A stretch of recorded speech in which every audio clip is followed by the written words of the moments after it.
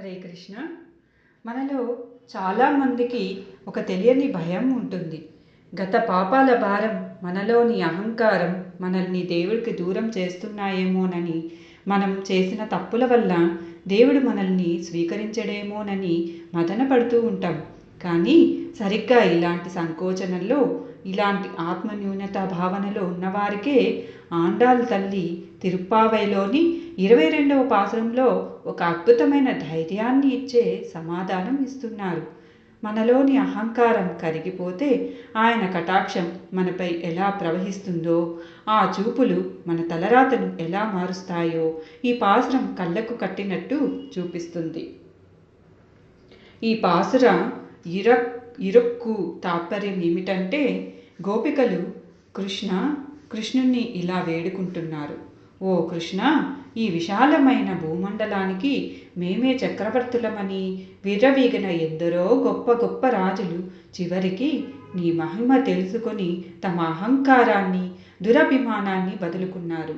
ఇప్పుడు వారందరూ గుంపులు గుంపులుగా వచ్చి నీ మంచం కోళ్ల కింద పడి నీ చూపు కోసం ఎదురు చూస్తున్నారు. మేము కూడా అలాగే మా అహంకారాన్ని వదిలి నీ పాదాల చెంతకు చేరాము. సగం వికసించిన తామర పువ్వుల వంటి చిరునవ్వులు నోరు తెరిచినట్లు మధురంగా ఉండే నీ అందమైన ఎర్రని కన్నుల చూపులను మెల్లమెల్లగా మా వైపు ప్రసరింపచేయవా?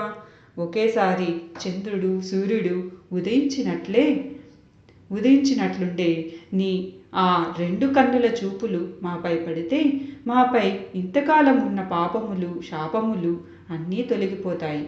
నీ దయతో మేము పవిత్రులమవుతాం అని ప్రార్థిస్తున్నారు.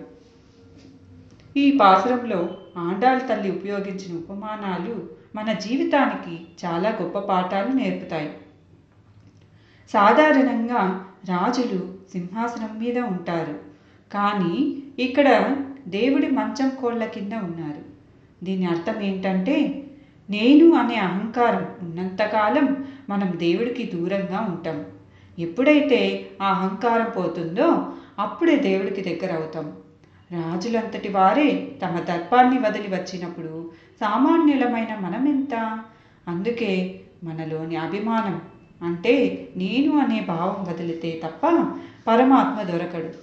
మరొక విశేషం ఏమిటంటే, గోపికలు స్వామి కళ్ళను సూర్యచంద్రులతో పోల్చారు. సూర్యుడిలో తేజస్సు, వేడి ఉంటాయి. అవి మనలోని అజ్ఞానాన్ని, పాపాలను కాల్చేస్తాయి. చంద్రుడిలో చల్లదనం, ఆహ్లాదం ఉంటాయి.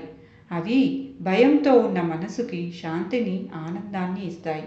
అంటే దేవుడి చూపులో మన పాపాలను పోగొట్టే శక్తి, అదే సమయంలో మనకు ప్రేమను పంచే శక్తి రెండూ ఒకేసారి ఉంటాయి.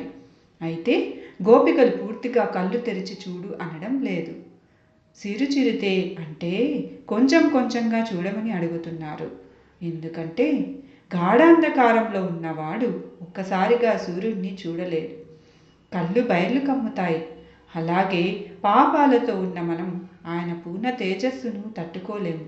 అందుకే ఆ తల్లి మన మీద దయతో మా అర్హతను బట్టి మెల్లగా చూడు స్వామి అని సిఫారసు చేస్తుంది. నేటి మన జీవితంలో మన బాధలన్నిటికీ మూల కారణం బయట సమస్యలు కాదు, నేనే గొప్ప, నాకే అన్నీ తెలుసు అనే అహంకారమే. ఆ రాజుల్లాగా ఎప్పుడైతే నేనేమి కాదు, అంతా నీ దయ అని గ్రహిస్తారో అప్పుడే నిజమైన ప్రశాంతత దొరుకుతుంది. అలాగే నా మీద పాపాలు ఉన్నాయి, దేవుడు నన్ను చూస్తాడా అని గిల్ట్ ఫీలింగ్తో బాధపడకండి. సూర్యుడు ఉదయించగానే మంచుకొండలు కరిగిపోయినట్లు ఆయన ఒక్క చూపుతో మీ జన్మల పాపాలు కరిగిపోతాయి. దేవుడి ముందు, పెద్దల ముందు అహంకారాన్ని వదిలేయండి. నాది అనే భావం వదిలితే నీది అనే దైవానుగ్రహం దొరుకుతుంది. ఆయన కళ్ళు తెరిచాడు. ఆ చూపులో కోపం లేదు, కేవలం ప్రేమ మాత్రమే ఉంది. ఆ సూర్య చంద్రుల వంటి చల్లని చూపు మీ మీద పడాలని, మీ కష్టాలన్నీ తొలగిపోవాలని కోరుకుంటాం. శ్రీ గోదాదేవికి జై. హరే కృష్ణ.